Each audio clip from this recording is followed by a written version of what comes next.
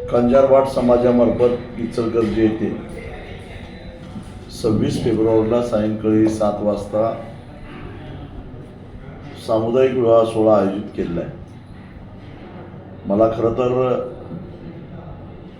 अभिनंदन करायचं आहे या सामुदायिक विवाह सोहळ्याचे अध्यक्ष राजू मेंढेकर, गणेश बागडे, लालसिंग माछरे, उदयसिंग गांगडे, कुमार बागडे या सगळ्यांचंच, नरेश जयराज बागडे, जयराज भाट या सगळ्यांचंच मला अभिनंदन यासाठी करायला पाहिजे.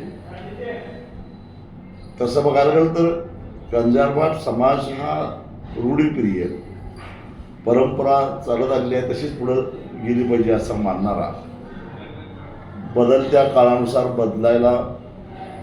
बदलाची मानसिकता नसलेला असा समाज.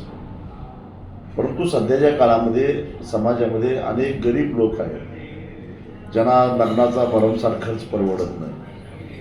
लग्नात दागदागिने असतील, आता काय हो, सरकारच्या या धोरणामुळं सोनं 2.25 लाख रुपये तोळा झालेला आहे. कसं गरिबांनी लग्न करायचे? अशी परिस्थिती असताना लग्नाचा खर्च परवडत नाही म्हणून लग्न राहतात.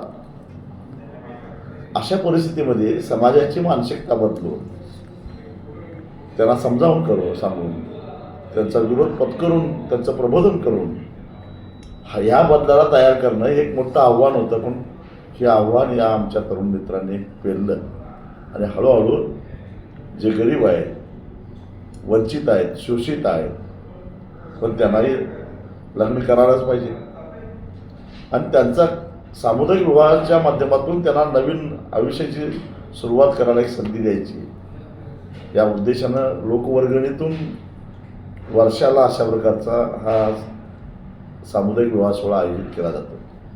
मी सुद्धा अनेक वेळा या विवाह सोहळ्याला उपस्थित राहिलेलो. एक चांगला पॉईंट आहे.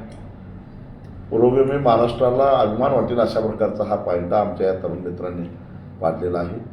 म्हणून याच्यामध्ये सगळ्यांनी सहभागी व्हा, या कामामध्ये हातभार लावा. ज्याला धान्य द्यायचं आहे, बाकीच काय द्यायचं आहे, काय वस्तू द्यायच्या आहेत त्या द्या आणि नवविवाहितांना सामुदायिक विवाह सोहळ्यातून आपल्या जीवनाची सुरुवात करायला प्रोत्साहन द्या. एवढीच माझी सर्व समाज बांधवांना कळकळीची विनंती आहे.